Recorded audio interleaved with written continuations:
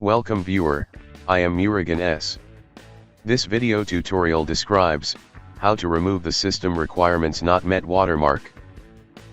Type regedit in Windows search bar, right-click Run as administrator.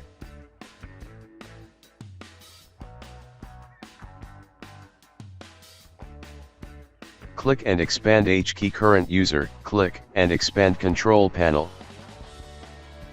Click and expand unsupported hardware notification cache, open SV2, change value data to 0. Close and exit Registry editor.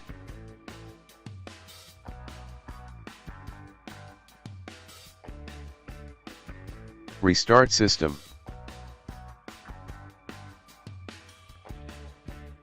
I hope this video tutorial helps to you.